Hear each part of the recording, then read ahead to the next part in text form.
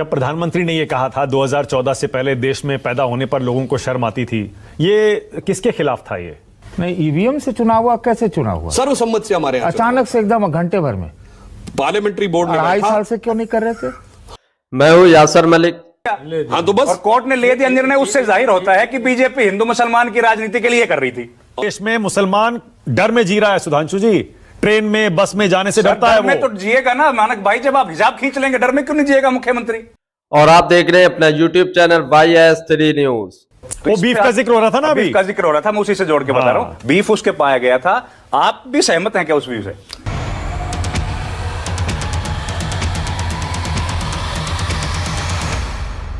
चार ईमानदार पत्रकारों के बीच फंसे बीजेपी के प्रवक्ता सुधांशु त्रिवेदी।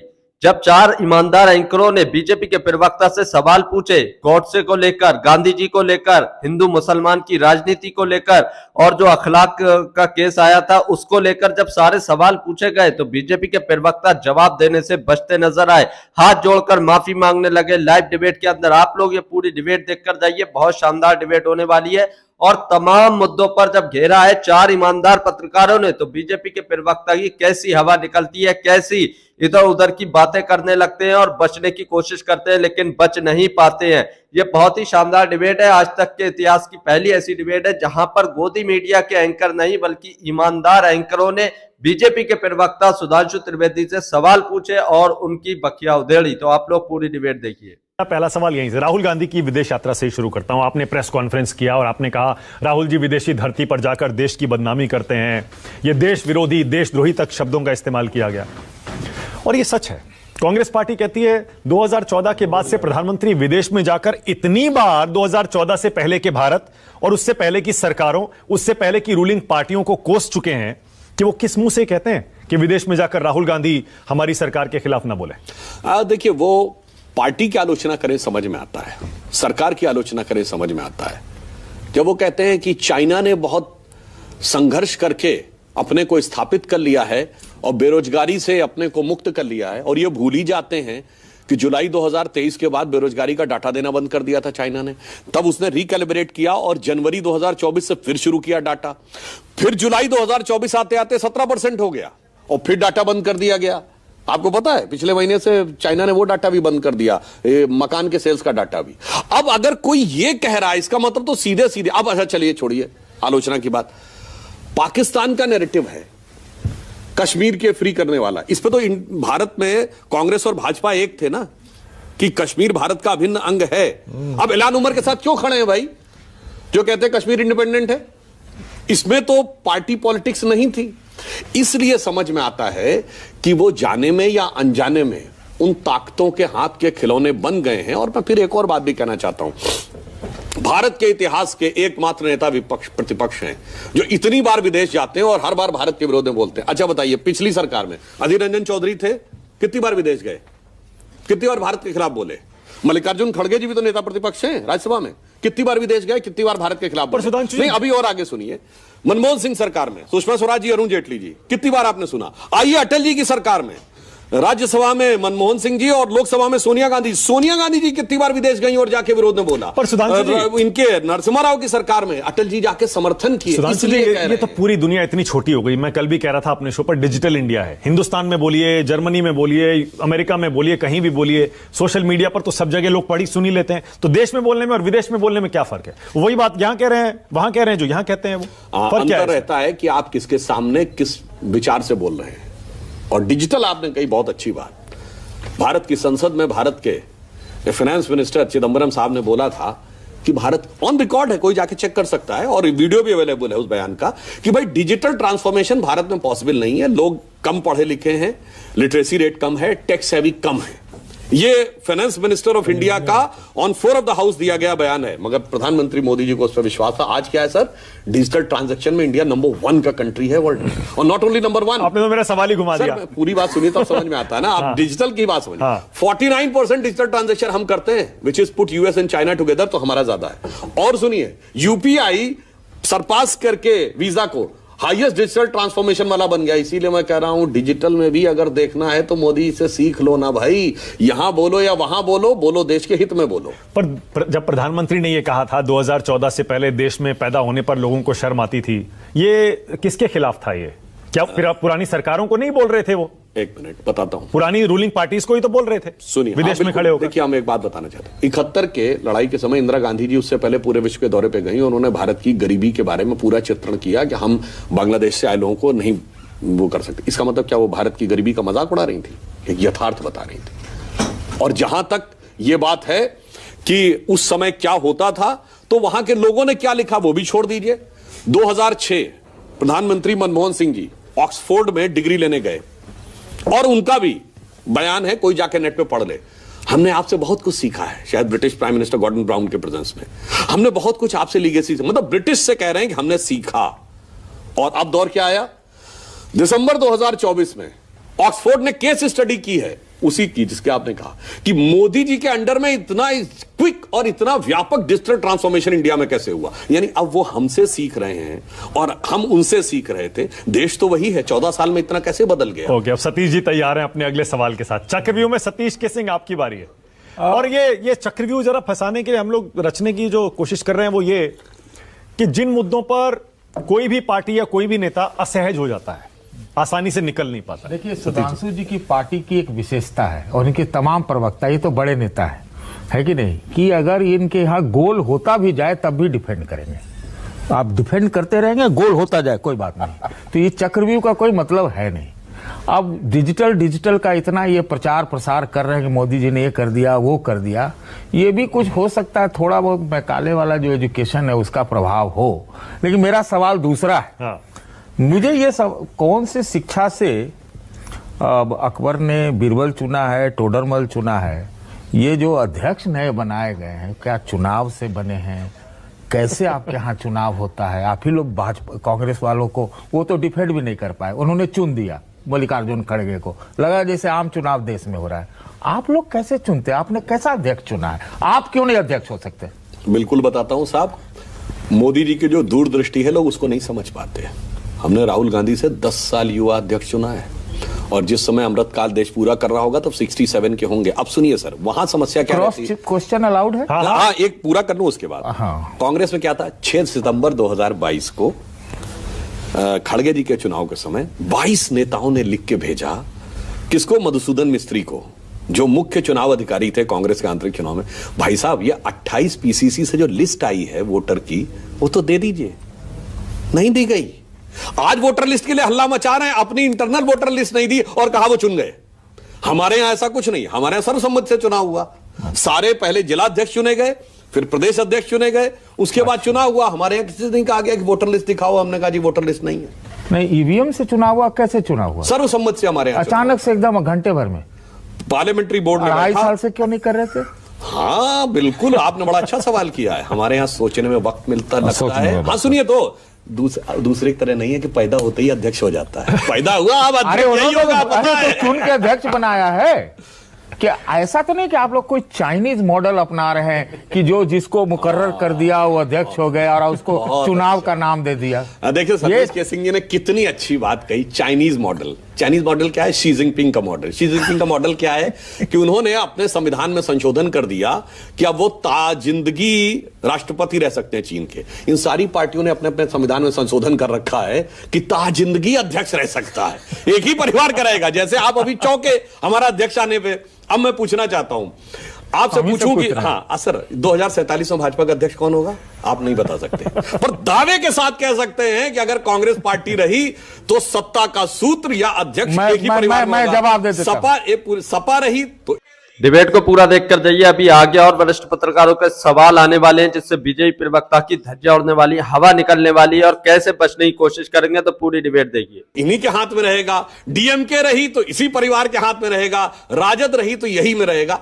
इसलिए जो लोग इस चश्मे से देखते हैं वो समझ नहीं पाते। नहीं तो ये आप बता सकते हैं कि 2047 में भाजपा रहेगी, पार्टियों की जरूरत रहेगी 2047 तक? हाँ, ये भी आपने बहुत अच्छा सवाल पूछा है भाई साहब। अब अगले 20 साल में कौन पार्टी कहां रहेगी इसका निर्णय कैसे लिया जाता है? व्यक्ति की वाइटलिटी देख के ना कि पिछले 50 साल आपने क्या किया तो अगले 20 साल आप क्या करेंगे। आइए, 50 का दशक जनसंघ एक इर्रिलेवेंट पार्टी, 60 का दशक 67 में हमारे 35 एमपी आए और हमने संयुक्त विधायक दल की सरकारें 69 में बनाई, we become a relevant party.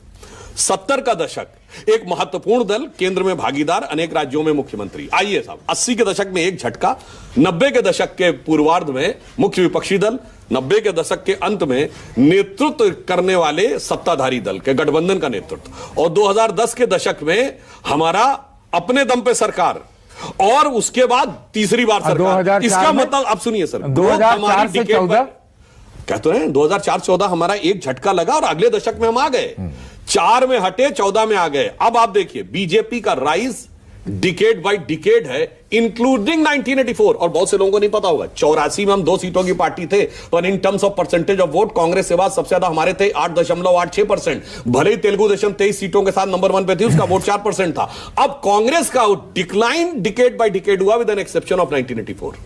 तो ये अंतर है। पर सुधांशु कि अब जी, ये प्रश्न उनसे है कि 20 साल इसमें बाद एक चीज जोड़ लीजिए ना, ये क्या? आप ये जो कहते हैं कि 2047 में बीजेपी का अध्यक्ष कौन होगा ये बताना बड़ा मुश्किल है, लेकिन ये भी तो सच है ना कि आपने 75 साल की एक डेडलाइन तय की थी वरिष्ठ नेताओं के लिए, रिटायर हो जाएंगे।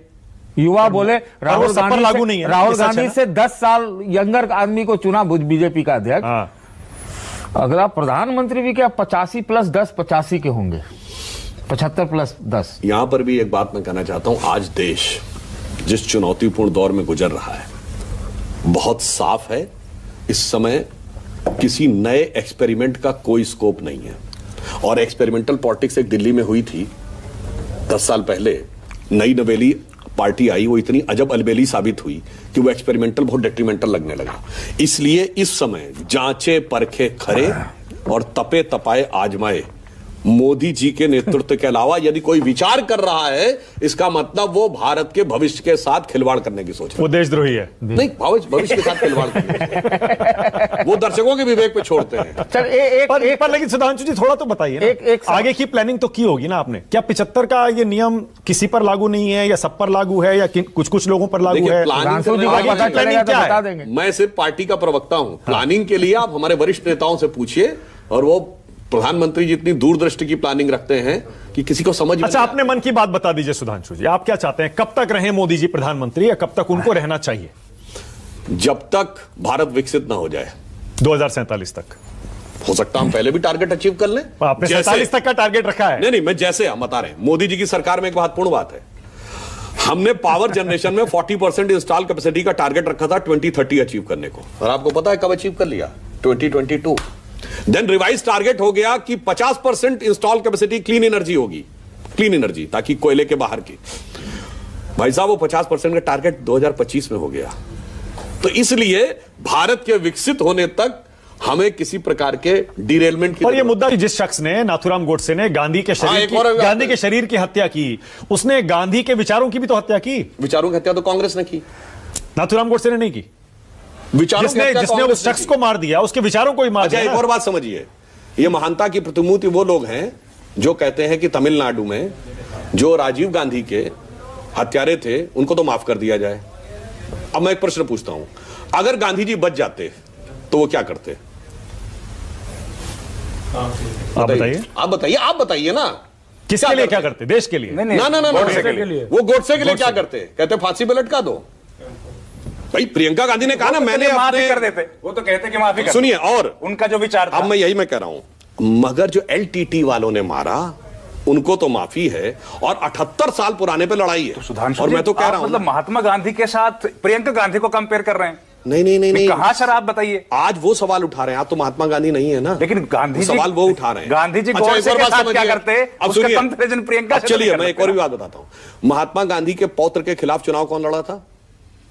नहीं, तो महात्मा गांधी के पौत्र का ओहो, अब सर, आप पौत्र तो भी नहीं महात्मा होना गांधी की बात कीजिए चाहिए। ना अब सर। सुनिए भाई, आप 1909 में लिखी चलिए। ग्राम स्वराज की बात करते हैं, हिंद स्वराज। ये 1989 की बात है। नहीं, 1909 में लिखी है ना ये सर? सुनिए, राजमोहन गांधी के खिलाफ, अब मैं जो अरे बताना सर, चाह रहा आप हूं, हिंद स्वराज का जिक्र आपने किया, भाई वो तो 1909 में साउथ अफ्रीका में लिख दी उन्होंने जी। उसका, उस समय तो वो भी अंग्रेजों से लड़ रहे थे ना वहां भी, तो वहां पे जाहिर है वो कह रहे थे कि भाई मैं जिस देश से आया हूं वो देश महान है, और यहां पर साउथ अफ्रीका में जिन अंग्रेजों के खिलाफ मैं लड़ रहा हूं, वो उन लोगों की जो संस्कृति है वो संस्कृति हिंदुस्तान से बहुत कमतर दर्जे की है, हमारी बहुत अच्छी संस्कृति है, लेकिन हम लोग तो बात करें जो उनका मूल सिद्धांत था।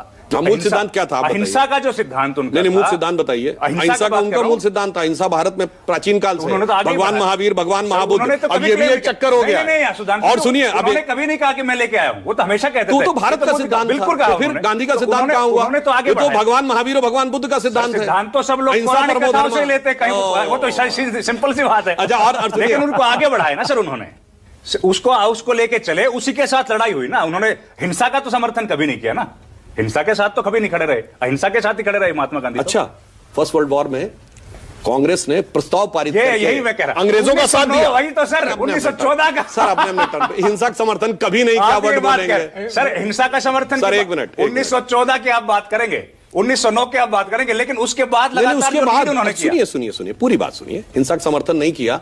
ये खलीफा के लिए आंदोलन किसने कर समर्थन किया? हिंसा थी सर, हिंसा नहीं थी। महात्मा गांधी। भैया फर्स्ट वर्ल्ड वॉर हुआ था खलीफा के। सर क्या बात कर रहे हैं? फिर वही क्या बात कर रहे हैं? ऐसे बचाव की कोशिश कर रहे हैं सर। देखिए फिर वही, देखिए इन्होंने हमारे ऊपर एक अतिरिक्त प्रेशर डाल दिया पहले ही, मानक भाई ने। अब सुनिए, एक लाइन इन्होंने पहले ही अतिरिक्त प्रेशर डाल दिया कि भाई सबसे ज्ञानी प्रवक्ता। मैं जो बात लोग उसी दबाव में भी हैं। अब सर देखिए, अगर अपने टर्न पे बोले तो ठीक है, अगर एक एक सेंटेंस पे बोलेंगे। अब मैं बताना चाहता हूं, राजमोहन गांधी महात्मा गांधी के पौत्र थे, राजीव गांधी के खिलाफ चुनाव लड़े 1989, और राजमोहन गांधी के खिलाफ इनके पक्ष में बूथ कैप्चरिंग करने के लिए गोलियां चली, 21 लोग नामजद हुए, संजय सिंह को गोली लगी और वो प्राण घातक। हिंसा की गई किसके खिलाफ? महात्मा गांधी के पौत्र के खिलाफ। भाषण देते हैं आज। आइए आगे आइए, अगले सवाल पर आइए। चलिए, ये तो आपने ठीक है, इस बात पे हम लोग मानक जी वक्त हमको कम दे रहे हैं, लेकिन इस बात पे, लेकिन मैं ये जानना चाह रहा था, ये हाल में एक मुद्दा आया अखलाक वाला, यूपी की सरकार पहुंची और यूपी की सरकार को झटका लगा हाई कोर्ट से। भाई वो कोर्ट से झटका लगा कि वो कह रहे थे कि अखलाक वाला, जो अखलाक को किसी ने मारा ही नहीं। तो वो बीफ का जिक्र हो रहा था ना, बीफ का जिक्र हो रहा था, मैं उसी से जोड़ के बता रहा हूं, बीफ उसके पाया गया था। आप भी सहमत हैं क्या उस व्यू से? अखलाक की आपने, ये घटना हुई 2015 में। सपा की रिपोर्ट देखी, सपा की सरकार थी, उत्तर प्रदेश सरकार ने क्या रिपोर्ट दी थी? ये रिपोर्ट उसमें लिखा हुआ ना बीफ का जिक्र है ना कम्युनल एंगल का जिक्र है, जो गृह मंत्रालय को भेजी। यही प्रॉब्लम है, एक नैरेटिव हवा में बनाया जाता है। केस वापस लेना सही है क्या? नहीं, अब हम ये कह रहे हैं सपा की सरकार ने लिख के भेजा कि ना बीफ का एंगल है ना कम्युनल एंगल है। अब आप बताइए उसके बाद का मुद्दा क्या है? सर सवाल ये है, एक क्रिमिनल, चलो आरोपी है, हम तो क्रिमिनल किसी को नहीं कहेंगे, सरकार उसके खिलाफ फैसला वापस लेने के लिए, मुकदमा वापस लेने के लिए सरकार कह रही है, ये सही है कि गलत? और कोर्ट ने तो बहुत लताड़ा है। कोर्ट ने कहा आज से पहले बताइए मर्डर का कौन सा केस वापस हुआ? के मामले में लिंच किया गया, का कहना है घर उसको मार दिया गया लिंचिंग करके। बात करेंगे लखनऊ, फैजाबाद, बनारस के न्यायालयों में धमाके करने वाले आतंकवादियों के केस वापस लिए गए सरकार के द्वारा। क्या बात करते हैं साहब? और तो और, अब सुनिए पूरी बात, इस देश में क्या मजाक उड़ाया गया है। 1998 के कोयंबटूर हमले का मुख्य आरोपी अब्दुल नसीर मदनी, जो तमिलनाडु की जेल में था, उसको जेल से छोड़ दिया जाए, इसके लिए सरकार ने कोर्ट से नहीं कहा।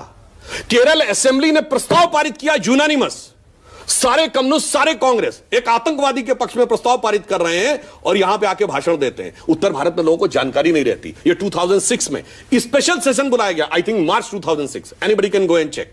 इसलिए मैं कहना चाह रहा हूं, जो ये लोग भाषण देने की बात करते हैं। आपको ये डिबेट देखकर कैसा लगा, इस पर अपनी राय जरूर देकर जाइए, और जो सवाल पूछे गए क्या बीजेपी प्रवक्ता ने सही जवाब दिए, कमेंट करके जरूर बताइए। अपनी रिपोर्ट में मेंशन नहीं करते, आतंकवादियों के केस विड्रॉ करते हैं, कहते हैं आपसा हटा लिया जाए। और सुनिए, यूएपीए हम हटा देंगे, ये 2019 में कांग्रेस ने कहा था अपने घोषणा पत्र में, क्योंकि इसका दुरुपयोग होता है। ठीक, 2019 के बाद सबसे पहले यूएपीए किस सरकार ने यूज किया? राजस्थान की कांग्रेस सरकार ने, गहलोत जी की सरकार ने। किसके खिलाफ? वो सर्तन से जुदा वालों के खिलाफ नहीं, अपनी पार्टी विधायकों के खिलाफ। वो भी कौन? अपनी पार्टी के विधायक जो सचिन पायलट के खेमे में थे, वो लोग अरेस्ट हुए। ये मतलब इसीलिए मैं जवाब तो दे दीजिए, अखलाक वाली बात कर। मैंने तो आपसे कहा ना, जब उन्होंने पहली रिपोर्ट में ये चीज मेंशन ही नहीं की है, तो वही चीज आगे चलती चली आ रही है। सरकार तो गलत थी ना, अपन कह ही रहे हैं। आपकी सरकार सही है। अरे भाई नहीं, वो सरकार सही थी, अगर उसने डिसीजन लिया हुआ तो वही चीज आगे बढ़ रही है। अगर वो सरकार ये बात मानी नहीं रही है, विड्रॉ करने के लिए थोड़ी बोला था। नहीं, अब जब उसके लिए तो योगी सरकार ने बोला है, उसके लिए जब उस केस में कोई चीज बनी नहीं रही थी, इसलिए इस विषय के ऊपर निर्णय लिया गया। योगी सरकार ने फैसला लिया है विड्रॉ करने का और कहा है कि हम लोग चाहते हैं कि समाज में समरसता बनी रहे, सौहार्द भाईचारा बना रहे। सौहार्द बना रहे, इसके लिए लिया है उन्होंने। कानूनी एंगल पे नहीं कही है बात। आतंकवादियों से केस विड्रॉ किसके लिए किया था? सर सौहार्द बनाने ने। आप फिर उधर चले जाते हैं। उधर क्यों? आप पूरी बात सर करिए ना। हम तो योगी सरकार की बात कर रहे हैं। हाँ, तो उसके बारे में कौन निर्णय लेगा? कोर्ट ने तो ले दिया। हाँ, तो बस। और कोर्ट ने ले दिया निर्णय, उससे जाहिर होता है कि बीजेपी हिंदू मुसलमान की राजनीति के लिए कर रही थी। हाँ, ये बात ठीक है। हम हिंदू मुसलमान की राजनीति करते हैं और ये लोग सिर्फ मुसलमान की राजनीति करते हैं, सिर्फ मुसलमान की राजनीति करते हैं। एक सेकंड पर सुधांशु जी गलत है ना सुधांशु जी, इस तरह से केस वापस ले लेना जब वहां पर गवाहियां हो चुकी हैं 11 साल बाद 10 साल बाद मर्डर का केस इस तरह से यूं बस सरकार वापस, ये भी नहीं कह रही है किसी और ने किया होगा, कम्युनल हार्मनी है और जो उसमें जो अक्यूज्ड है, आरोपी हैं, वो जो दलीलें दे रहे थे वो सारी दलीलें सरकार मान रही है, पुलिस मान रही है और कह रही है इसी आधार पर अब इनको छोड़ दिया जाए। ठीक, अब मैं बोल सकता हूं जी। तमिलनाडु में क्या हो रहा है? क्या भैया, पूरी बात करिए ना। मतलब हाई कोर्ट ऑर्डर कर देगा तो दीपक नहीं जलाने देंगे कम्युनल हार्मोनी पे। गजब है ना। इसीलिए मैं कह रहा हूं ऐसा नहीं है, ऐसा नहीं। देखिए साहब, जब बात करिए तो पूरी करिए। इसीलिए मैं कह रहा हूं जो जो आप आएंगे चक्रव्यूह के सारे दरवाजों के ऊपर एक एक अपने ही कर्म खड़े हुए पाएंगे। इसीलिए समस्या होती है। सारा मुसलमान विपक्ष कहता है देश में मुसलमान डर में जी रहा है सुधांशु जी, ट्रेन में बस में जाने से डरता है वो। तो जिएगा ना मानक भाई, जब आप हिजाब खींच लेंगे डर में क्यों नहीं जिएगा मुख्यमंत्री? क्यों नहीं डर लगेगा? हिजाब, आपको पता है हिजाब क्या होता है? सर मुझे पता है कि वो लड़की थी, उसने अपनी मर्जी से डाला हुआ था। नहीं, उसका वो हिजाब नहीं है। इस्लाम में अगर आप, चलिए वो जो है उस कपड़े को उसको रखने का अधिकार है कि नहीं है इस देश में? तो अशोक गहलोत ने भी खींचा और सिद्धारमैया ने भी खींचा। बोलिए ना, गलत किया तो बोलिए ना, क्यों नहीं बोले ये लोग? लेकिन ना मुख्यमंत्री, नहीं, अब यहीं पर अंतर है। हिंदू मुसलमान नहीं करना है, सिर्फ मुसलमान करना है। अगर सिद्धारमैया यूं खींच देंगे तो वो चर्चा नहीं होती। अशोक गहलोत कहेंगे सुनिए, घूंघट मुक्त राजस्थान और हिजाब युक्त। वैसे एक और बात बताऊं, जो इस्लामी मान्यता के अनुसार लोगों को नहीं पता होगा, वो हिजाब नहीं था। 3 चीजें होती हैं इस्लाम में, हिजाब, नकाब और बुर्का। हिजाब जो है वो जो कवर किया जाता है पूरा फेस, मगर चेहरा फर्स्ट खुला रहता है, पूरा कवर रहता है, सिर्फ उसकी धार्मिक मान्यता है हिजाब की। नकाब वो है जो यहां तक कवर्ड रहता है, सिर्फ आंख दिखती है। बुर्का वो है जो पूरा कवर्ड रहता है। और जो इस्लामी अकीदे में रेफरेंस है वो हिजाब का है, नकाब का नहीं है। तो दोस्तों, आप लोगों ने ये पूरी डिबेट देखी। आप लोग इस डिबेट के बारे में क्या कहते हैं, अपनी राय इस पर जरूर देकर जाइए। आप लोगों ने देखा होगा कि कैसे मानक गुप्ता जो ईमानदार एंकरिंग करते हैं, उन्होंने जब बीजेपी के प्रवक्ता से सवाल पूछे राहुल गांधी की विदेश यात्रा को लेकर, बीजेपी बोलती है कि राहुल गांधी विदेश में जाकर भारत को जो है नीचा दिखाते हैं, भारत विरोधी बातें करते हैं। और जब प्रधानमंत्री नरेंद्र मोदी ने जो 2014 से पहले वाली बात बोली थी कि जो शर्म आती थी भारत में पैदा होने पर, इस तरीके का जब सवाल पूछा तो बीजेपी के प्रवक्ता ने कैसे इस सवाल को गोल पोस्ट किया और जवाब इधर उधर की बातों से देने लगे। उसके बाद जो 3 और पत्रकार जो ईमानदार एंकर बैठे थे, उन्होंने जब गोडसे को लेकर, गांधी जी को लेकर जब बहस की और सवाल पूछे तो जवाब देने की बजाय, यानी सीधा जवाब देने की बजाय इधर उधर से जवाब लाकर बीजेपी प्रवक्ता दे रहे थे। उसके बाद और जो हिंदू मुस्लिम की राजनीति की बात आई, उसके सवाल जवाब हुए और जो अखलाक का केस आया उसको योगी सरकार ने जो विड्रॉ करने की बात की, उस पर जब सवाल पूछे गए तो कैसे फंसते दिखाई दिए बीजेपी के प्रवक्ता सुधांशु त्रिवेदी। और जो भी डायरेक्ट सवाल पूछा जाता है बीजेपी प्रवक्ता से, तो बीजेपी के प्रवक्ता डायरेक्ट सवाल का जवाब देने की बजाय इधर उधर की बातें करते हैं, दूसरे केस को उससे जोड़ देते हैं, दूसरी बातों को उससे जोड़ देते हैं। इसी पर जब सारे एंकरों ने सवाल पूछे तो कैसे बचे, आप लोग देख कर आए। आप लोग इसके बारे में क्या कहते हैं, कमेंट जरूर करके जाइए। बीजेपी के प्रवक्ता जब बहुत ज्यादा खुश होते हैं जब वो गोदी एंकरों के सामने बैठते हैं। गोदी एंकर जब टीवी डिबेट करते हैं और बीजेपी प्रवक्ता से सवाल तो पूछते नहीं है, एक सवाल पूछकर खामोश हो जाते हैं, 4-5 मिनट लगातार बोलने देते हैं। और वहीं जब विपक्ष से सवाल किए जाते हैं तो विपक्ष को लगातार हर 10 सेकंड में टोकते रहते हैं, तो बीजेपी प्रवक्ता बहुत ज्यादा खुश होते हैं। लेकिन आज बीजेपी के प्रवक्ता सुधांशु त्रिवेदी ऐसी जगह फंसे थे जहां उनसे क्रॉस क्वेश्चन भी किए जा रहे थे और उनके जवाबों को काटा भी जा रहा था। तो आप लोगों को यह देखकर कैसा लगा जरूर बताकर जाइए। अगर आप भी गोदी मीडिया का विरोध करते हैं तो हमारे चैनल YS न्यूज को अभी सब्सक्राइब कीजिए। वीडियो अच्छी लगी हो तो इसको एक लाइक, एक कमेंट जरूर करके जाइए। और जो इस डिबेट में एंकरों ने सवाल पूछे और बीजेपी प्रवक्ता ने जवाब दिए, तो आप बीजेपी के प्रवक्ता के जवाबों से कितना सहमत है? क्या उन्होंने सही जवाब दिए या फिर वो गोल पोस्ट करते रहे? कमेंट जरूर करके जाइए। और जो यूपी का इलेक्शन आने वाला है, 2027 में इलेक्शन आ रहा है, जिसकी तैयारी में हर पार्टी लगी हुई है।